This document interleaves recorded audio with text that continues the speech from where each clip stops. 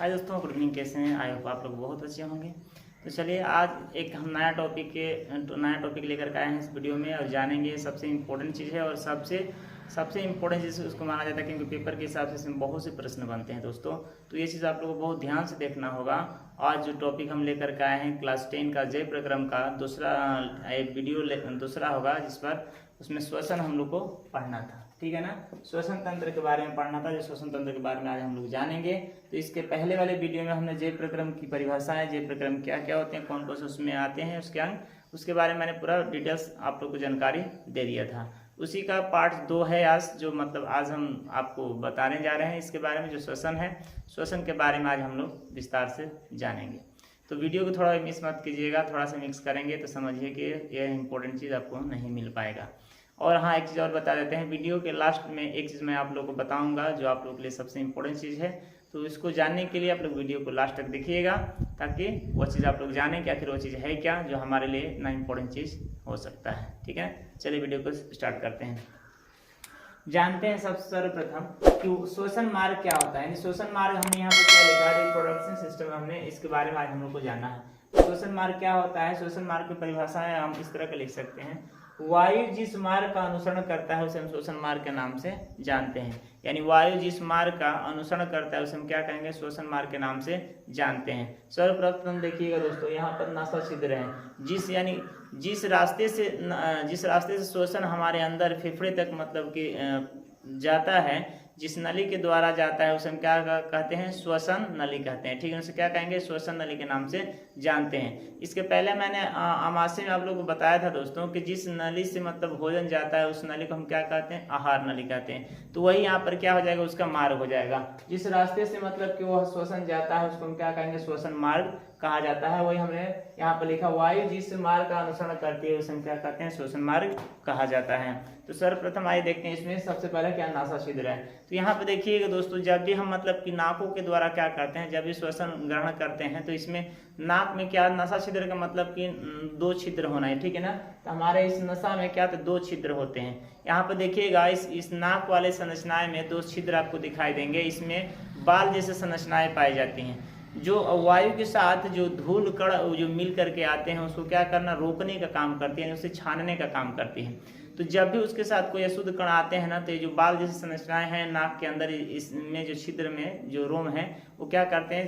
अशुद्ध कण को या अशुद्ध मतलब कि जो उसमें जितने मिले हुए रहते हैं ऑक्सीजन में, उसको क्या करते हैं? वहीं पे रोक देते हैं और रोक करके वहीं पे उसको क्या करते हैं? रख देते हैं और शुद्ध ऑक्सीजन क्या करते हैं? अंदर की तरफ भेजते हैं। दूसरा दोस्तों आपका नासा का पार्ट होता है। नासा का पार्ट ठीक इसके आगे वाले पार्ट्स में, इस वाले पार्ट्स में नासा का पार्ट होता है, जिसको अपने भाषा में हम इसको मतलब कि विनाश के नाम से भी जानते हैं। देखिएगा, हम इसको अपने भाषा में क्या कहते हैं? विनाश कहते हैं। पतली हड्डी के माफिक जैसी रहती है, कोई हड्डी नहीं लेकिन फिर पतली माफिक म्यूकस की बनी होती है, ठीक है ना। और एक कार्डियक हड्डी से मिलकर बनी होती है। म्यूकस का काम होता है चिपचिपा बना देना। तो यहाँ पर म्यूकस ज़्यादा पाया जाता है और एक कार्डियक हड्डी से बनी होती है, सबसे नरम हड्डी यानी नाक के बराबर होती है, ठीक है ना। तो दूसरे स्टेप में क्या होता है कि जब श्वसन उस मार्ग से जाता है तो जो रोम, जो नाक के छिद्र के अंदर के जो बाल हैं वो अशुद्ध कणों को इकट्ठा करके और कहाँ भेज देते हैं? नासा का पार्ट के पास भेजते हैं। इस वाले पार्ट्स में क्या करते हैं? भेज देते हैं। तो यहाँ पर जाने के बाद कुछ समय तक रुकता है, रुकते इकट्ठा होते होते होते एक दिन ऐसा समय आएगा कि यहाँ पे ज़्यादा इकट्ठे हो जाते हैं। जब ज़्यादा इकट्ठे हो जाएंगे तो वही हमारे लिए क्या बनकर आते हैं? वही एक मतलब कि पोंटा के रूप में बहकर मतलब बाहर की तरफ आते हैं। और पोंटा को चिपचिपा करने का काम म्यूकस का होता है, क्योंकि अगर यदि वो चिपचिपा नहीं होगा तो समझिएगा दोस्तों को बाहर की तरफ निकलने में उसको बहुत दिक्कत होती है ना, निकल नहीं पाएगा। तो इसीलिए उसको क्या करते हैं? उस कण को चिपचिपा बना देता है और वही पोंटे के रूप में हमारे शरीर से क्या होता है? बाहर निकलने लगता है। देखिएगा छोटे छोटे जो बच्चे होते हैं, देखिए उसका जो निकलता रहता है ना, उसको ऊपर की तरफ पूरा खींचते रहता है इस तरह करके, ठीक है ना। तो यह प्रक्रिया होती है क्योंकि वो जैसे ऊपर खींचेगा फिर नीचे की तरफ आ जाता है। और बाकी जो बड़े लोग होते हैं वो तो बस निकाल कर क्या करते हैं? बाहर की तरफ उसको फेंक देते हैं। तो नासा का पार्ट के पास में क्या होता है? कार्डियक हड्डी को बनी होती है, मतलब कोमल होती है और नाक के बराबर हड्डी होती है, बहुत नरम होती है। कभी कभी गाँव में देखिएगा वो क्या होता है कि कभी मार झगड़ा करने से क्या होता है? लोग यहीं पर मार देते हैं, ठीक है ना। तो यहीं पे मारने से मतलब क्या होता है? वो जो विनाश होता है ना, जो नसा का पार्ट होता है क्या फट जाता है और फटने के बाद ब्लड आना प्रारंभ हो जाता है। तो जब ब्लड आता है तो वैसे व्यक्तियों को कहा जाता है कि उसका सर ऊपर करके इस तरह का मतलब सुला दीजिए, क्योंकि जो जब उस इस तरह करके सुलाएंगे ना तो उसका ब्लड ऊपर की तरफ होता है, ठीक है। जब ऊपर की तरफ होगा तो ब्लड जो बहुत जल्दी बंद हो जाएगा। जब ब्लड बहुत जल्दी बंद हो जाएगा तो उनको राहत मिलेगी, तुरंत विभाजन भी कर लेता है। हमारा नसा का पार्ट कुछ इस आकार का होता है, वी आकार का होता है, यानी ऊपर की तरफ इस तरह का ढक्कन जैसे बना हुआ रहता है और इस तरह का ब्लड को क्या करता है, रोक करके रखता है। तो ये है दोस्तों नसा का पार्ट, ठीक है ना। नसा का पार्ट समझ में आ गया आप लोग को, नसा का पार्ट क्या है।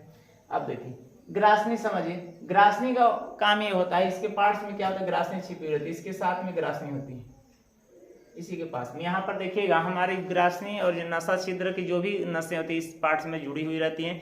कभी कभी आप लोग देखे होंगे खाना खाते समय मतलब क्या होता है, छींक आ जाता है, यानी खाना खाते हैं तो कभी नाक की तरफ से क्या होता है, भोजन आ जाता है, तो वो ग्रासनी की तरफ से क्या होता है, भोजन को फिर मतलब कि वो आ जाता है, तो आता तो लगता है कि इस नाक में आकर तो भोजन क्या हो गया, फंस गया, ठीक है ना। तो ग्रासनी का काम होता है। अब यहाँ पर देखिए स्वर तंत्र, यहाँ पर स्वर तंत्र ये वाला जिसको हम कंठ के नाम से जानते हैं, इस वाले पार्ट्स में देखिएगा दोस्तों, इसको हम स्वर कंठ के नाम से जानते हैं। यहाँ पर आप इसको जब भी दबा करके बोलेंगे तो आवाज़ आपका परिवर्तन हो जाएगा, यानी बदल जाएगा, और जब ऐसे बोलेंगे तो आवाज़ क्या हो जाएगा, मतलब कि मोटा होता है। तो इसको दबा देंगे तो अभी आवाज़ नहीं आ रहा है, तो यानी आवाज़ों में परिवर्तन करने का काम कौन करता है, स्वरकंठ करता है। स्वरकंठ का काम होता है आवाज़ में परिवर्तन करना, अगर दबा दिया जाए तो आवाज़ बदल जाता है। पुरुषों के प्रति महिलाओं में आवाज़ बहुत सुरीली और पतली होती है, क्योंकि उनकी आवाज़ में बहुत मधुरता पाई जाती है, और पुरुषों की जो आवाज़ होती है बहुत मोटी होती है, ठीक है ना। तो यह प्रक्रिया स्वरकंठ में होता है। आप लोग देखेंगे दोस्तों, जो लोग मतलब कि क्या करते हैं, जो फांसी से लगाते हैं ना, उनको प्यार वारे में पढ़कर कोई फांसी जो लगाता है तो देखिए वो क्या करते हैं, इसी वाले पार्ट्स में फांसी लगाते हैं, जो स्वरकंठ के पास में होता है ना, इसी जगह पे लगाते हैं। और यहीं पे लगाने के बाद क्या होता है कि ये वाला जो स्वरकंठ होता है बंद हो जाता है, और नीचे की जो वायु है नीचे ही रह जाती है, और ऊपर की वायु ऊपर ही रह जाती है, यानी वो आदान प्रदान नहीं कर पाती है। यही कारण होता है कि वहाँ पे क्या होता है, ब्रेक लग जाता है, और उस व्यक्ति को क्या होता है, मरना होता है। श्वसन नली को देखिए दोस्तों, श्वसन नली क्या है, श्वसन नली को हम ऐसे जान सकते हैं, श्वसन नली को हम ट्रेकिया के नाम से भी जानते हैं। इस वाले पार्ट्स को हम क्या कहते हैं, श्वसन नली कहते हैं। इस वाले पार्ट्स को हम क्या कहते हैं, श्वसन नली कहा जाता है, इसको ट्रेकिया के नाम से हम जानते हैं। यहाँ पर हम लिख दिए हैं दोस्तों, इधर आप चित्र को भी देखिए, या पहले इसको समझ लीजिए, उसके बाद हम चित्र में आपको दिखा देंगे। तो श्वसन नली जो पूरा फेफड़े तक मतलब क्या होती है, आई हुई रहती है। आगे चलकर फेफड़े में आने से पहले वो सिंगल होती है, और फेफड़े में जैसे आ जाएगी तो कई पार्ट्स में बढ़ जाती है। तो देखिए श्वसन नली ट्रेकिया होती है, ठीक है ना। उसके बाद ब्रोंकाई होती है। ब्रोंकाई मतलब यहाँ से जब ट्रेकिया श्वसन नली आती है ना फेफड़े में, तो यहाँ से दो भाग में बढ़ जाती है, उसको क्या कहते हैं, ब्रोंकोलियस, ठीक है ना। दो पार्ट्स में बढ़ जाना ही क्या कहलाता है, ब्रोंकाई कहलाता है। दो पार्ट्स में बढ़ने, इसको और इसको बढ़ जाना ब्रोंकाई कहलाता है। और इसमें से ये जो आपको गुच्छे नजर दिखाई दे रहा है ना, 1 2 3 4 5 इस तरह का, इसको हम क्या कहते हैं, ब्रोंकोलियस के नाम से जानते हैं। यानी ऊपर में समझिए एक श्वसन नली है, इसको हम क्या कहते हैं, ट्रेकिया कहते हैं, और ट्रेकिया में से 2 पार्ट्स हो गए, उसको ब्रोंकाई कहते हैं, और ब्रोंकाई में से कई पार्ट्स मैंने बढ़ गए, फेफड़े में चले गए, उसको हम क्या कहते हैं, ब्रोंकोलियस के नाम से जानते हैं, ठीक है ना। अब यहाँ पर देखिए इसमें वायु कोष्ठक भी पाया जाता है, इसको एलोवेली के नाम से जानते हैं, इसको वायु कोष्ठक भी पाया जाता है दोस्तों। इसमें आप लोग देखे होंगे एलोवेली के नाम से जाना जाता है। इसमें क्या होते हैं, वायु कोष्ठक भी पाए जाते हैं, ठीक है ना। इसमें वायु कोष्ठक पाए जाते हैं। इसी के अंदर क्या होता है दोस्तों को वायु स्टोरेज रहता है, और यही अप डाउन करता है, और यही क्या करता है, यही ऑक्सीजन को ग्रहण करता है। अब यहाँ पर हम यदि आप लोग से पूछें कि यह बताइए श्वसन कौन करता है, श्वसन हम करते हैं ना कौन करता है, तो बहुत से लोग ये जानते हैं कि श्वसन तो हम मनुष्य ही करते हैं, लेकिन कभी हम लोग श्वसन नहीं करते हैं। आप जान लीजिए कि श्वसन जो कार्य करता है वो हमारा फेफड़ा करता है, यही आपसे श्वसन मांगते हैं। तो सब मार्ग है ना, ये सब क्या है, सब मार्ग है। यहाँ पर जितने हम बता रहे हैं सब क्या है, मार्ग है, श्वसन आने का सब क्या है, मार्ग है। तो यह जब भी मतलब श्वसन की आवश्यकता पड़ती है तो ये अकेले तो आकर के लेगा नहीं, तो इसीलिए क्या होता है कि यह ऑटोमेटिक दूसरे के माध्यम से क्या करता है, ऑटोमेटिक ग्रहण करते हैं। हमारे माध्यम से फेफड़ा क्या करता है, ग्रहण करता है, और फेफड़ा हमारे ही अंदर है। तो इसीलिए कहा जाता है कि हम उसको सांस लेते हैं, हम सांस नहीं लेते हैं। सांस कौन लेता है, फेफड़ा में वायु कोष्ठक होता है, वही सांस लेता है। तो वायु कोष्ठक काम समझ में आ गया।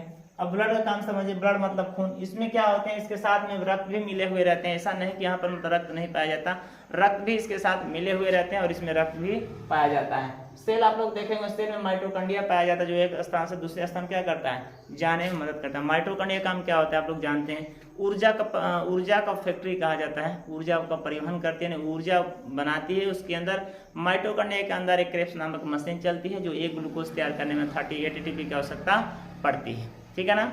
अगर ये 38 एटीपी टूटता है तो एक ग्लूकोज का निर्माण होता है। और माइटोकॉन्ड्रिया का आंतरिक दीवार को हम क्या कहते हैं, क्रिस्टी कहा जाता है। आई होप क्लियर हो गया। अब आइए हम इमेज में देख लेते हैं और इमेज में देखने के बाद कुछ समझ लेते हैं। तो इसको हम क्या करते हैं दोस्तों, ट्रेकिया कहते हैं, श्वसन नली के नाम से इसको हम जानते हैं। यहाँ पर एक पार्ट्स में है और जैसे मतलब आगे आकर दो पार्ट्स में बट गए, एक ये और एक ये बट गया, इसको हम क्या कहेंगे, इसको हम ब्रोंकाई के नाम से जानेंगे। यानी ट्रेकिया आगे आकर के दो पार्ट्स में बट गया, उसको ब्रोंकाई कहेंगे। और ट्रेकिया में से कई पार्ट्स बटने को हम ब्रोंकोलियस के नाम से जानते हैं। इस वाले पार्ट्स को हम ब्रोंकोलियस कहेंगे और इस वाले पार्ट्स को ब्रोंकाई कहेंगे और इसको हम ट्रेकिया के नाम से जानते हैं। अब यहाँ पर दोस्तों एक चीज और समझा देते हैं। यहाँ पर आप लोग कुछ इस तरह का आप लोग संरचना देख रहे हैं, इसका मतलब क्या होता है, यह कार्डियक हड्डी की बनी होती है, एकदम नाक के बराबर वो हड्डी होती है, एकदम नरम हड्डी होती है। यानी जैसे उस श्वसन नली को क्या करती है, मतलब पकड़ करके रखती है, ताकि वो यदि कभी गलती से उसमें यदि वायु नहीं आएगा तो वह पचकेगी, यानी अंदर की तरफ धंसेगी नहीं। जिस तरह का साइकिल का ट्यूब आप लोग देखेंगे दोस्तों, जैसे उसमें हवा निकल जाता है वो पचक जाता है, ठीक है ना। लेकिन फिर भी पचक जाता है, लेकिन ऊपर से आप देखेंगे तो टायर उसको क्या करता है, पकड़ करके रखा हुआ रहता है। यानी देखने से नहीं पता चलता कि उसमें हवा निकल गया है, ठीक है ना। लगता है, महसूस होता है कि हल्का हवा निकला है, लेकिन पूरा ऐसे महसूस नहीं होता है कि पूरा हवा उसमें से निकल गया है। लेकिन वो क्या करता है, उसको पकड़ करके रखा हुआ रहता है। ठीक उसी प्रकार यह श्वसन नली को एक कार्डियक जो हड्डी होती है क्या कहते हैं, उसको पकड़ करके रखी हुई रहती है। अगर यदि उसमें हवा रहेगा तब, नहीं रहेगा तब उसको नीचे की तरफ दबने नहीं देती है, ताकि अगर जब नीचे दब जाएगी तो वो व्यक्ति मर जाएगा। क्योंकि जब हवा उसमें वायु आना प्रारंभ करेगी तो वो अंदर नहीं जा पाएगा और वहीं से फिर वापस हो जाएगा, तो उस व्यक्ति को मरना हो जाता है। इसीलिए क्या होता है कि जो कार्डियक हड्डी होती है ना, इसको इसमें लगाया जाता है और इसमें लगा दिया गया है ताकि तुम मतलब मजबूत से इसको पकड़ कर रखो। कार्डियक हड्डी का ये काम होता है कि भाई देखो, तुमको इतना ही काम करना है, उस श्वसन नली क्या करना है, ट्रेकिया को पकड़ कर रखना है, आपको उसको पचकने नहीं देना है। अगर हो सकता है आज उसमें श्वसन नहीं हुआ, कल हो सकता है, तो कल होगा तो भाई तुम पचक जाओगे तो फिर वो व्यक्ति मर जाएगा, इसीलिए तुमको पचकना नहीं। तो ये दोस्तों फेफड़े का मतलब यहाँ पर आपको इमेज दिखाई दे रहा है। इधर हम पूरे इसको मार्ग को दर्शा दिए। अब यहाँ पर ये समझ में आ गया तो हम एक चीज और आपको समझाना चाहते हैं। जो यहाँ पर आपको नीचे में डायफ्राम आपको दिखाई देता है, नीचे में दोस्तों क्या डायफ्राम दिखाई देता है, और डायफ्राम का काम क्या होता है वो भी समझ लीजिए। डायफ्राम का काम होता है, इसके दो आकार होते हैं। पहला इस तरह का देखिए, डायफ्राम हमारे शरीर में क्या होता है, सीधा होता है। जैसे हम मतलब श्वसन लेते हैं ना, तो डायफ्राम क्या होता है, सीधा हो जाता है। जैसे हम श्वसन लेंगे वो डायफ्राम सीधा हो जाएगा, और जैसे हम फिर इसको CO2 को भेजेंगे ना, तो डायफ्राम क्या होता है, फिर टेढ़ा कर लेता है। वहां पर देखिए पहले डायफ्राम क्या था, पहले डायफ्राम सीधा था, और जैसे डायफ्राम क्या हो गया, मतलब अब CO2 को भेजना है तो डायफ्राम क्या हो जाएगा, अपने आप को टेढ़ा कर लेगा। क्योंकि जब तक वो टेढ़ा नहीं करेगा तब तक वो CO2 को भेज नहीं सकता। क्योंकि लेने के लिए तो ले लेता है, लेकिन देने के लिए उसके पास उतनी क्षमता नहीं होती जो कि CO2 को क्या करे, वो भेज सके। इसीलिए फेफड़े क्या कहता है, डायफ्राम से मदद मांगता है, कहता है भाई पड़ोसी मेरे थोड़ा सा मुझे मदद कर दो, ताकि CO2 को हम क्या करें, बाहर फेंक दें, ठीक है ना। तो ये प्रक्रिया होती है डायफ्राम का। डायफ्राम का काम समझ में आ गया, और ये काम समझ में आ गया तब आगे बढ़ते हैं और देखते हैं कि आगे की प्रक्रिया क्या है। इसका एक स्क्रीनशॉट ले लीजिए आप लोग।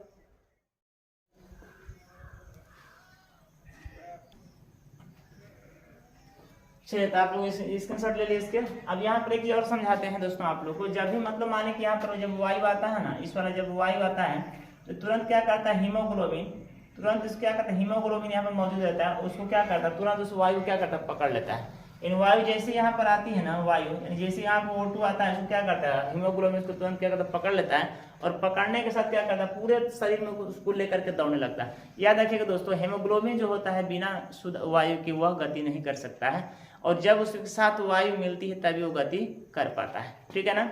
तो यहाँ पर जैसे वायु आया ना, तो हीमोग्लोबिन क्या किया, तुरंत उसको वायु को O2 को पकड़ा, और पकड़ने के बाद तुरंत वो क्या कर लेगा, पूरे शरीर में दौड़ना प्रारंभ कर देगा, ठीक है ना। तो एक चीज आपको ध्यान देना होगा कि जो हीमोग्लोबिन है सबसे ज्यादा किसको मतलब सबसे ज्यादा मोनोऑक्साइड को मानता है। जो मोनोऑक्साइड यहाँ पे होता है ना,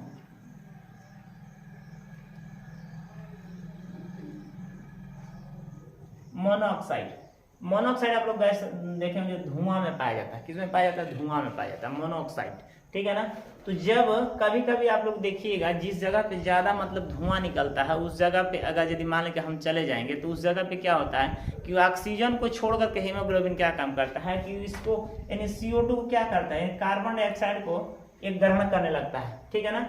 ग्रहण करके और उसको तुरंत उस मोनोऑक्साइड को, इस कार्बन ऑक्साइड अगर कहे या मोनोऑक्साइड कहिए, कार्बन ऑक्साइड दूसरा हो जाएगा, मोनोऑक्साइड दूसरा हो जाएगा, क्योंकि धुआं में मोनोऑक्साइड पाया जाता है, ठीक है ना। तो मोनोऑक्साइड क्या होता है कि हीमोग्लोबिन पकड़ता है और वो पूरे शरीर में फैलाने लगता है। आप लोग देखे होंगे कि जिस जगह पे ज्यादा धुएं होते हैं उस जगह से उस व्यक्ति को ज्यादा खांसने आने लगता है, और पूरा मतलब कि उसको पसीना आने लगता है, माने वो पूरा आंख से पानी निकलने लगता है, क्योंकि उसके शरीर में वायु की जगह क्या होता है, हेमोग्लोबिन उस मोनोऑक्साइड को लेकर के दौड़ने लगता है, चारों तरफ फैलाने लगता है और वो बेहोश होने लगा। इसीलिए उस वैसे व्यक्ति को उस जगह से तुरंत हटा करके बाहर किया जाता है, क्योंकि यदि बाहर नहीं रखेंगे तो वैसे व्यक्तियों क्या होगा, वो बेहोश होने लगेंगे, क्योंकि उसमें वायु की जगह क्या जा रहा है, मोनोऑक्साइड जा रहा है, जो हमारे शरीर के लिए हानिकारक होता है और अक्सर ये धुआं में पाया जाता है। तो हीमोग्लोबिन का सबसे ज्यादा किससे संबंध होता है, मोनोऑक्साइड से, क्योंकि इसके साथ कम इसका संबंध रहता है। अगर यदि मान लीजिए आप लोग ये भी देखे होंगे कि अगर कोई आसपास में कोई बीड़ी या सिगरेट कोई पीता है ना, तो देखिएगा उसका उस पर लिखा हुआ रहता है कि जानलेवा लेंगे, फिर भी लोग पीते हैं। खैर छोड़िए, उसकी बात नहीं करना है। तो वैसे व्यक्तियों के पास बैठेगा तो यहाँ पर अगर यदि व्यक्ति वो पी रहा है ना, तो देखिएगा इस जगह के पूरे वातावरण को क्या करेगा, दूषित कर देता है, और वह जो मोनोऑक्साइड है उस वातावरण में मिल जाएगा, और जैसे हम ग्रहण करेंगे तो हमको लगेगा कि सीने में जाकर क्या हो रहा है, बैठ रहा है, और वह तुरंत मतलब बैठने का मतलब क्या, ऑक्सीजन को छोड़ करके हीमोग्लोबिन और उस मोनोऑक्साइड को पकड़ता है और लेकर पूरे शरीर में दौड़ने लगता है, ठीक है ना। तो इसीलिए उस जगह से हमको तुरंत हटना पड़ता है, क्योंकि वहाँ वो हमारे फेफड़े में जाता है तो गंधक निकलती है, उसी कारण तुरंत वहाँ से हमको हटना पड़ जाता है। अगर यदि नहीं हटेंगे तो समझिए कि वायु की जगह पर पूरा हीमोग्लोबिन फेफड़े में पूरा वही मोनोऑक्साइड को ही भर देगा और हमारे लिए क्या हो जाएगा, नुकसानदायक हो जाएगा। तो ये दोस्तों आप लोग समझ लीजिएगा कि हीमोग्लोबिन अकेले नहीं चलता है, हीमोग्लोबिन के साथ शुद्ध ऑक्सीजन होती है, तभी वो गति कर पाता है, नहीं तो गति नहीं कर पाता है। इसीलिए हीमोग्लोबिन में क्या होता है, जो नसें होती हैं उस नसें में ऑक्सीजन होने के कारण ही वो नस क्या नीली दिखाई देती है, वो नसें नीली दिखाई देती हैं। आप लोग देखिएगा जितने शरीर की नसें वो नीली दिखाई देती हैं ऑक्सीजन के कारण ही। एक चीज और यहाँ पे बता देते हैं दोस्तों कि जो मतलब मनुष्य होता है वह एक जब तक मतलब की जगह हो रहता है, एक बार में कितना सांस लेता है, कम से कम 26 से 27 बार लेता है। एक मिनट में कितना लेता है, 26 से 27 बार क्या लेता है, सांस लेता है एक मिनट में।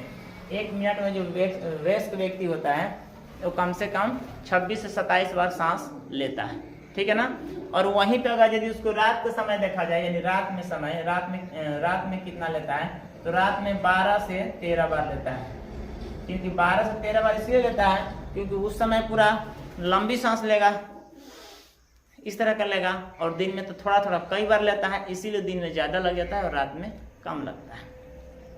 अब यहाँ पर समझिए, ये तो आप लोग को वयस्क हो गया। अगर छोटा जो बच्चा होता है, छोटा बच्चा कितना सांस लेता है, छोटा बच्चा कितना सांस लेता है, कि उसका तो फेफड़ा बहुत छोटा ही होता है, ठीक है ना।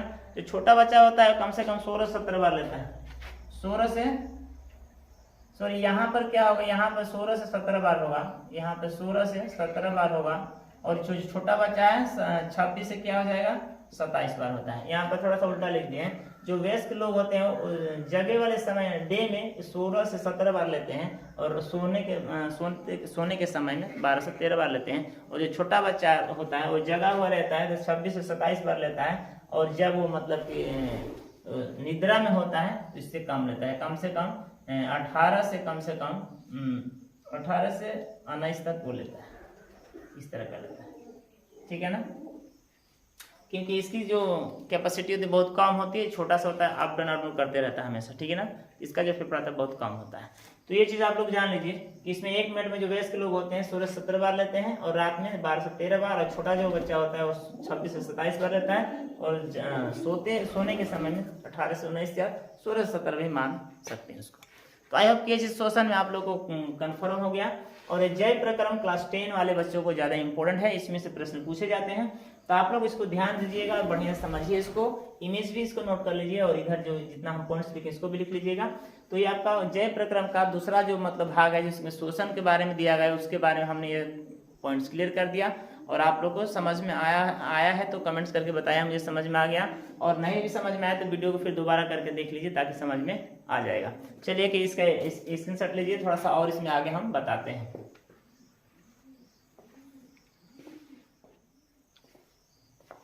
चलिए दोस्तों, तो अब आगे देखते हैं आगे क्या पॉइंट्स है उसके बारे में डिस्कस करेंगे। तो आगे जो पॉइंट्स है अब ये बताएंगे कि एक बार में हम शोषण कितना ले सकते हैं, एक बार में कितना हमारा टोटल फेफड़े का मतलब कि वॉल्यूम है जो मतलब ले सकता है, ग्रहण कर सकता है, ठीक है ना।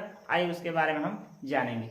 देखिए तो दोस्तों यहाँ पर टाइडल जो होता है, टाइडल जो वॉल्यूम होता है, हम एक बार में जो सांस लेते हैं कितना बार मतलब कि हम ले सकते हैं, एक बार में जो सांस लेते हैं तो माने वायु हम कितना ले सकते हैं उसके बारे में यहाँ पे लिखे हैं एक बार में जितना हम सांस ले सकते हैं 500 ml दोस्तों ले सकते हैं, इससे ज़्यादा हम नहीं ले सकते हैं। एक बार में देखिएगा ना 500 ml क्या कहते हैं, देखिए एक बार हम सांस लिए तो पूरा 500 ml उसको कैपेसिटी के 500 ml ले सकते हैं। उससे ज़्यादा अगर ये देखा जाएगा तो जो टोटल वॉल्यूम है, जो टोटल काउंट किया जाएगा, जो टोटल जो फेफड़े का मतलब वॉल्यूम है कितना वो ग्रहण कर सकता है, तो दोस्तों 600 ml कर सकता है। आप लोग देखे होंगे कि जब मतलब कहीं डिफेंस वेफेंस में या कहीं जाया जाता है तो उसमें सीना फुला जाता है। एक बार में सांस लीजिएगा ना तो क्या वो सीना क्या होता है, फूल जाता है। यानी जितना हम मतलब एक बार में खींचते हैं वायु को, उसमें क्या होता है टोटल जो वॉल्यूम होता है वो पूरा कितना 600 ml हम ग्रहण कर सकते हैं। कितना फेफड़े में हमारे इतना कैपेसिटी दिया गया है, तो वही खींचते हैं तो सीना क्या हो जाएगा, चौड़ा यानी फूल जाता है, क्योंकि उसमें ज़्यादा स्टोरेज हो जाता है और इसी कारण क्या होता है, फूल जाता है। फिर छोड़ते हैं तो क्या होता है, वो पचक जाता है। ठीक है ना, तो उसको यानी कहा जाएगा टोटल वॉल्यूम, यानी एक बार में फेफड़े का अधिकतम क्षमता कितना है तो 600 ml, और नॉर्मल यदि पूछा जाएगा तो 500 ml। दोस्तों याद रखिएगा, ये दो चीज आप लोग को याद रखना पड़ेगा, क्योंकि कभी कभी पेपर में पूछता है कि फेफड़े का पूरा अधिकतम मतलब क्षमता कितना है, जितना मतलब वायु को ले सकते हैं, तो कितना 600 ml आप लोग को याद रखना होगा। अगर कम नॉर्मल पूछता है कम तो 500 ml याद रखना होगा। आइए अब आगे बढ़ते हैं। ऑक्सीजन सिलेंडर लेकर आप सुने होंगे कि बहुत लोग जाते हैं, कभी आकाश में जाएं, कभी पर्वत पर जाएं, कहीं ना कहीं मतलब लोग जाते हैं। तो कब कैसे जाते हैं यहाँ पर ध्यान दीजिएगा। जब ऑक्सीजन सिलेंडर लेकर के जब कोई पर्वत पे जाता है, पर्वत पे अगर यदि चढ़ेगा तो उसके साथ O2 के साथ N2 मिलाया हुआ रहता है। ठीक है ना, N2 के साथ O2 के साथ क्या मिलाया हुआ रहता है, N2 मिलाया हुआ रहता है, क्योंकि कभी भी शुद्ध ऑक्सीजन हम ग्रहण नहीं कर सकते हैं, कुछ ना कुछ उसके साथ मिक्सचर किया रहता है तभी हम ग्रहण कर सकते हैं। हम बताएंगे कि मतलब क्यों ग्रहण नहीं कर पाते हैं, पहले इसको ध्यान से देखिए। तो पर्वत पर जब जाते हैं तो उसमें O2 के साथ N2 मिलाया हुआ रहता है, वैसे सिलेंडर को हम क्या करते हैं, लेकर के साथ में जाते हैं। अगर समुद्र में हम जाते हैं तो समुद्र में देखिए उसमें जाएंगे तो ऑक्सीजन के साथ N2 मिलाया रहेगा, उसमें भी कोई दिक्कत नहीं है, सेम वैसा ही प्रोसेस रहेगा, वो O2 के साथ N2 आपको मिक्स रहेगा।